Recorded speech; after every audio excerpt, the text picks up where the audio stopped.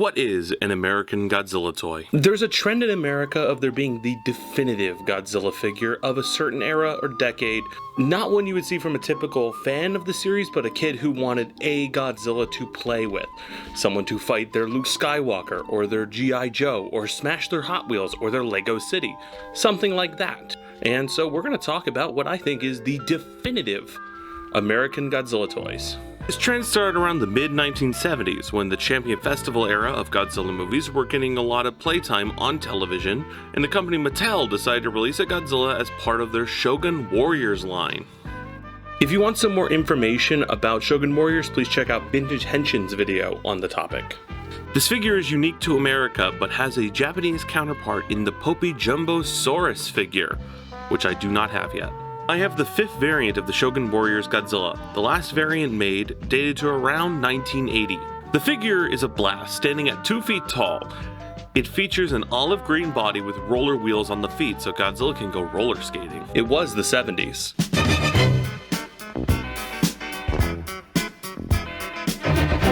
Big, powerful fists for Godzilla to smash fighter jets and buildings to dust. And a short, stumpy tail with tiny dorsal bumps that travel up its back. This figure would already go great in any play scenario, and we haven't even gotten to the fun features yet. First up, this giant red handle on the head. Pull it down and Godzilla shoots its trademark fire breath. It's a tongue with flames on it. It's an awesome feature, because it allows Godzilla to be like a medieval dragon and burn down the castle. And now we get to my favorite feature of this figure. On the right arm, there's a switch. You push that switch. Yeah. It shoots out a fist as a missile. While strange, it's a fun and inventive play feature that I think it fits the Shogun Warriors line very well. This figure's been getting some love recently thanks to the company Super 7. They've produced smaller versions of this figure both in 3.75 inch and 8 inch, as well as special color variants. Like, this figure is supposed to replicate the glow-in-the-dark variant of the Shogun Warriors Godzilla. Only one problem. There is no glow-in-the-dark variant of the Shogun Warriors Godzilla. There is a glow-in-the-dark variant of the Aurora model kit of Godzilla. And I believe that they are intending to replicate this using the Shogun Warriors mold. I have no idea why, I don't know how it happened. I'm assuming it was just some weird choice, but it could have honestly just been a mistake on their part. I honestly do not know. Anyways, this figure is a fantastic example of the definitive American Godzilla toy, but I wouldn't say it is the definitive. That would be this, the Imperial Toys Godzilla. This figure is iconic. First released in 1985 by the Imperial Toy Company of North Hills, California. The figure features a large green upright body with a silvery chest and 1 row of large dorsal plates on the back.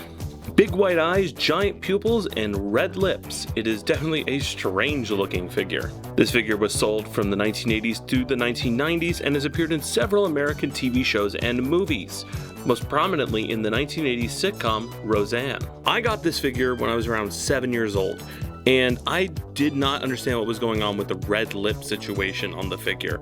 It wasn't until I saw pictures of the figure online, most prominently in Cinemassacre's Godzillathon series, that I understood that it actually is supposed to look like this. I honestly thought someone had painted them on to look like that, or like put lipstick or something. I don't know what it was. This Godzilla is made out of a solid PVC material as opposed to the hard, more brittle plastic of the Shogun Warriors. While it is smaller than the Shogun, it can still definitely destroy your childhood action figure collection.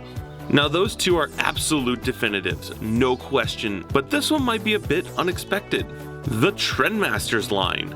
More specifically, their standard Godzillas. There were 2 main sizes, 4 inch and 10 inch. I only have a 4 inch roaring example that doesn't work. This line was from the 1990s and featured wacky proportions and tons of variants. Trendmasters also got the license for the big American Godzilla movie directed by Roland Emmerich and produced several figures in multiple scales. I only have access to this one, however, the Missile Fire Godzilla. It shoots a missile.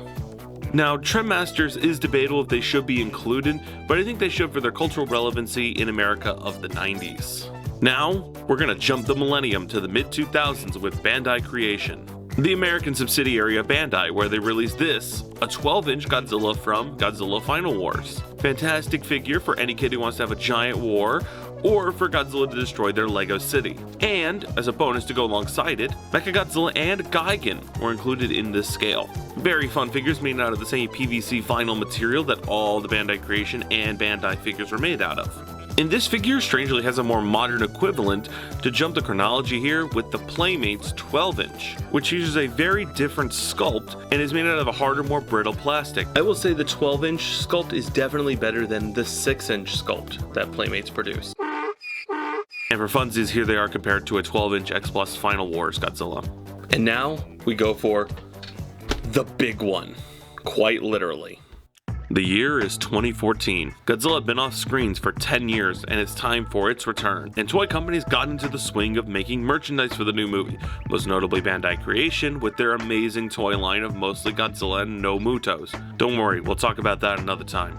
But another company threw their hat in the ring, Jakks Pacific, with their giant Godzilla. This figure dwarfs all the previous figures. The only one that even comes close is the Shogun Warriors.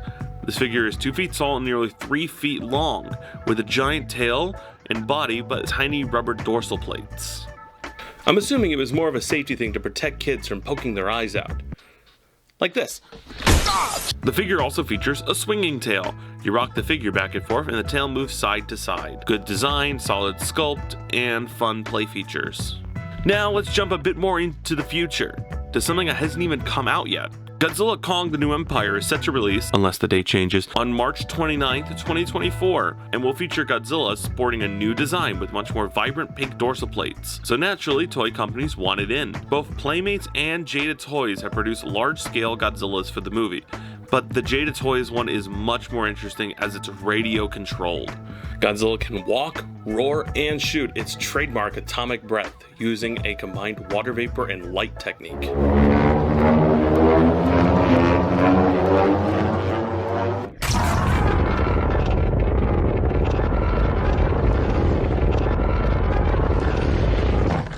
Yeah, that thing is so cool.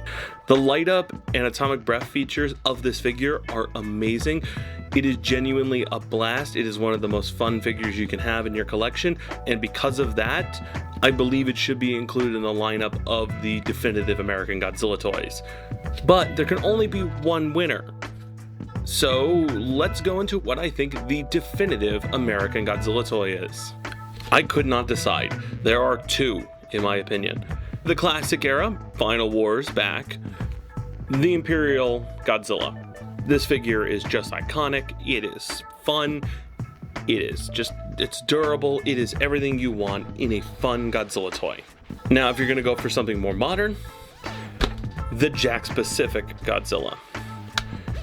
Giant size, big figure all around, pretty durable, and generally just fun. Special commendation though to the Shogun Warriors Godzilla, due to its iconic nature, fun action gimmicks, and its prevalence in more modern media thanks to Super 7, regardless of how inconsistent they are at times. Well, that about does it. I hope you enjoyed and I hope you learned something. I'll see you next time, where you will join with me, Blazar. That is an awful pun. I am so sorry.